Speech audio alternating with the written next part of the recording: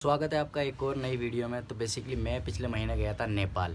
तो नेपाल में मैं 3-4 जगह गया था घूमने के लिए, व्लॉगिंग करने के लिए। तो बेसिकली मैंने पूरी की पूरी सीरीज़ बनाई और वहाँ गया मैं, और हर एक जगह पे मतलब जो जो डेस्टिनेशन मैंने गैस किए हुए थे मैं उन जगह पे गया और जाके वहाँ पे मैंने विज़िट किया। तो उसी के दौरान जो मैंने जितनी भी वीडियो बनाई उसमें वीडियो में लोगों ने कमेंट किया या मेरे को पर्सनल मैसेज किया और बताया कि भाई वहाँ की जो करेंसी है उसके बारे में, या होटल के बारे में, या फिर सिम कार्ड के बारे में बिल्कुल एक्सटेंशन के साथ एक यार वीडियो के साथ समझाना। तो ये वीडियो मैं इसीलिए बना रहा हूँ। तो प्लीज़ यार इस वीडियो को थोड़ा बारीकी से समझ लेना। थोड़ी सी वीडियो बड़ी बन जाएगी लेकिन ये आपके काम आ जाएगी। अगर तो आप नेपाल घूमना चाहते हैं तो आप कम पैसों में, कम बजट में, और जो होटल वगैरह हैं वो, और सिम कार्ड वगैरह, स्पेशली सिम कार्ड बहुत ज़्यादा मतलब इम्पोर्टेंट हो जाता है आपके लिए जब आप किसी दूसरी कंट्री में जाते हैं। And finally currency. तो इन 2-3 चीज़ों के बारे में हम इस वीडियो में डिस्कस करते हैं। तो शुरू करते हैं अपनी वीडियो करेंसी के साथ। बेसिकली करेंसी क्या, जैसे हमारी करेंसी होती है और नेपाल की करेंसी होती है। तो नॉर्मली लोग क्या करते हैं, इंटरनेट पे जाते हैं, रिसर्च करते हैं कि हमारी जो करेंसी है और नेपाल की जो करेंसी है उसका जो कन्वर्जन रेट है वो देखते हैं। तो क्या निकल कर आता है, 160 हमारा 100, उनका 160 है। अगर तो आप ये सोच के जा रहे हैं नेपाल में कि आपकी करेंसी पावरफुल है और दूसरी कंट्री में आप जाएंगे, वहाँ जाके आप कम करेंसी में बहुत ज़्यादा मतलब विज़िट कर सकते हैं, घूम सकते हैं। तो भाई देखो, ऐसा बिल्कुल भी नहीं है। तो ये वीडियो सबसे पहले करेंसी के ऊपर। तो बेसिकली ये है मेरे पास एक 5 रुपये का नोट नेपाल का। तो बहुत सारे लोग ये सोचते हैं कि हमारा जो नोट है 100 रुपये का, और नेपाल का जो नोट है, हमारा जो 100 रुपये का नोट है वो नेपाल में कितने रुपए में चलेगा। तो उनका तो 60 में चलता है हमारा, और हमारा 100 रुपये का जो है वो चलता है 160 रुपये में। तो बहुत सारे लोगों को मिसकंसेप्शन हो जाता है कि हमारी जो करेंसी है वो ज़्यादा पावरफुल है और नेपाल के कंपैरिजन में। देखो ऐसा बिल्कुल भी नहीं है। मैं घूम के आ चुका हूँ और भाई मैं पूरी तरीके से बिल्कुल अच्छी इन्फॉर्मेशन दूंगा करेंसी के रिलेवेंट। तो भाई देखो, सबसे पहले मैं तुम्हें बता दूं कि ये 5 रुपये का नोट है मेरे पास। तो इसकी कीमत यहाँ पर होगी अप्रोक्सीमेटली 3 रुपये। मतलब इंडिया के कंपैरिजन में इसकी होगी 3 रुपये की कीमत। तो मैं इस 5 रुपये की बात नहीं करता। मैं आपको एक बहुत बड़ा एग्जांपल से समझा दूं कि ऐसा कुछ नहीं होता। अगर आप अपने पैसे कैरी करके जा रहे हैं, 5,000, 10,000, 15,000, जिस भी मतलब जो भी सोच लेकर आप जा रहे हैं कि इतना पैसा हमारा स्पेंड हो सकता है, तो भाई देखो वहाँ जाने के बाद पता है क्या होता है, वो लोग अपनी करेंसी के अंदर पता है क्या करते हैं, चार्ज करते हैं। हमारी करेंसी के अंदर चार्ज नहीं करेंगे, वो अपनी करेंसी के अंदर चार्ज करेंगे। अगर तो मैं आपको बताऊं कि अगर इंडिया के अंदर आप किसी होटल को मतलब लेना चाहते हैं, आपको देना पड़ेंगे 800 रुपये, अप्रोक्सीमेटली 800 या फिर 700 रुपये के पास इंडिया के अंदर। तो अगर आप वहाँ जाएंगे, मान लो मिसाल के तौर पर 600 रुपये की बात बता दूँ मैं आपके, 600 रुपये हैं हमारे, तो उनके कितने हैं पता है, 1,000 रुपये। तो वो लोग पता है क्या करेंगे, वो लोग अपनी करेंसी के अंदर चार्ज करेंगे। कितना वो लेंगे, 1,000 नेपाली रुपये। तो 1,000 नेपाली रुपये कितने का हो गया, 1,000 नेपाली रुपये हो गया 600 रुपये का। हमारे 600 रुपये, उनके 1,000 रुपये। तो भाई देखो बात वही आ गई। तो मैं यही सोच रहा था कि जब नेपाल में हम 2-3 जगह घूम लिए ना, 2-3 मतलब स्टेट में घूम लिए, तब हमें पता चला कि ऐसा नहीं होता। क्योंकि फर्स्ट इंटरनेशनल ट्रिप था हमारा। इसी के दौरान मैं आपको ये एक्सपीरियंस के अकॉर्डिंग बता रहा हूँ, मतलब ये चीज़ है। तो ऐसा बिल्कुल मत सोचना कि तुम किसी दूसरी कंट्री में जाओगे और आपकी करेंसी पावरफुल है तो फिर वहाँ जाने के बाद आपको ऐसा लगेगा कि हाँ भी मेरी करेंसी पावरफुल है, मैं बहुत ज़्यादा घूम लूँगा कम से कम पैसों में। तो ऐसा नहीं होता।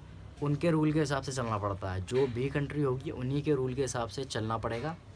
जो भी पैसा होगा वो तुम्हें देना पड़ेगा, और फिर उसका कन्वर्जन अगर आप अपनी करेंसी में निकालोगे, जैसे मैं तो इंडियन हूँ और मैं अपनी करेंसी के अंदर निकालूंगा ना, तो भाई मेरा इतना ही खर्चा बैठेगा।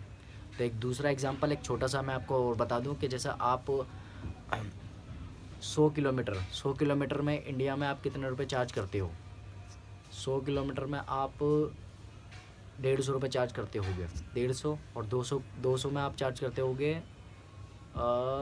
200 में 300 रुपये आपको लगते हैं 200 किलोमीटर चार्ज करने में। अगर आप इंडिया में घूमते हैं, बिल्कुल लोकली बस के अंदर घूमते हैं, आपको एक्सपीरियंस होगा इस चीज़ का, इसीलिए मैं आपको ये बात बता रहा हूँ। लेकिन अगर आप वहाँ जाएंगे नेपाल में, तो फिर वो आपसे क्या करेगा, वो आपसे इतनी ड्यूरेशन के, मतलब जो भी ड्यूरेशन होगी ना, जो आपने इंडिया के कन्वर्जन के हिसाब से ड्यूरेशन निकाल रखी है करेंसी के हिसाब से, वो उतने ही पैसे चार्ज करेंगे। वो हमसे क्या करेंगे, वो हमसे लेंगे 400 रुपये, यानी 240 रुपये। तो बात तो वही आ गई। तो इस हिसाब से हमारी जो करेंसी है वो हमारे देश के लिए अच्छी है, उनकी जो करेंसी है वो उनके देश के लिए बहुत अच्छी है। तो ये बहुत छोटी सी इन्फॉर्मेशन बताना चाह रहा था मैं कि करेंसी कहीं की भी हो, वो जितनी ज़्यादा क्वांटिटी में होगी कितनी कम क्वांटिटी में होगी वो डिपेंड करता है कि आपके पैसे बहुत ज़्यादा खर्च होंगे उसी कंट्री के अंदर।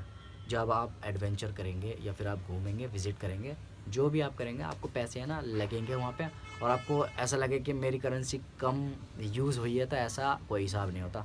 तो एक तो हो गई है करेंसी वाली बात। तो करेंसी का कुछ नहीं होता भाई, करेंसी हर जगह एक जैसी होती है, उनके देश में उनकी, हमारे देश में हमारी।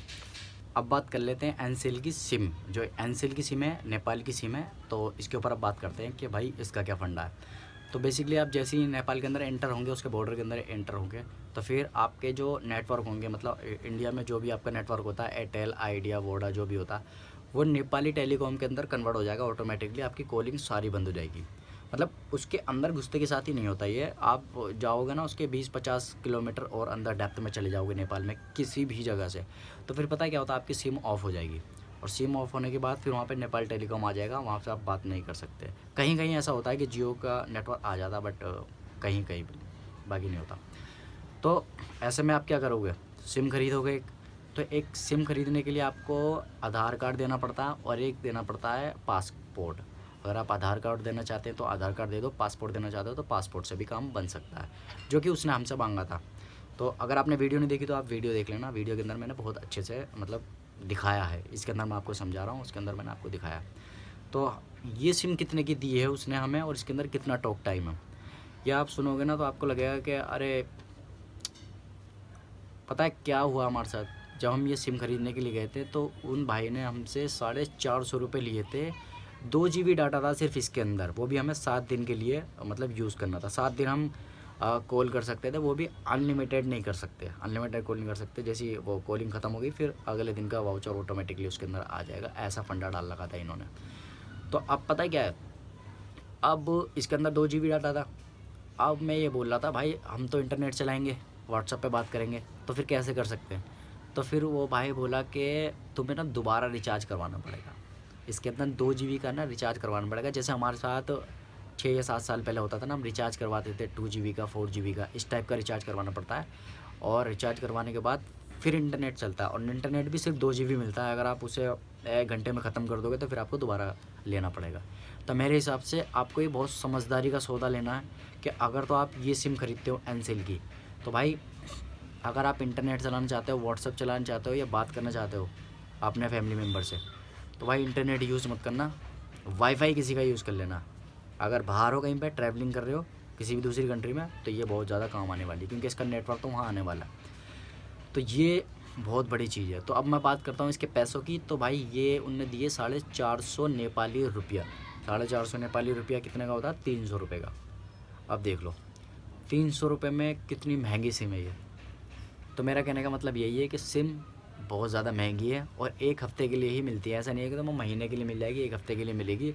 तो बेहतर यही है कि तुम किसी अपने रिलेटिव से, जो तुम्हारे जान पहचान के हैं वहाँ पे लोग, उनसे बात के लिए बोल दो तो वो बात करवा देंगे। ऐसी कोई बात नहीं है। ऐसे बहुत सारे लोग मिल जाते हैं जो रिलेटिव होते हैं, जान पहचान हो जाती है, तो वो वहीं के ही होते हैं, होटल वगैरह के लोग होते हैं, जहाँ पे होटल वगैरह होता है ना वो, तो वो सब करवा देते हैं। तो ये थी एक बहुत ज़्यादा मतलब इन्फॉर्मेशन देने वाली वीडियो, जो मुझे आपको बतानी थी कि नेपाल में करेंसी और सिम का ये सिस्टम है। आई होप कि ये वीडियो अच्छी लगी होगी। वीडियो करते हैं ख़त्म।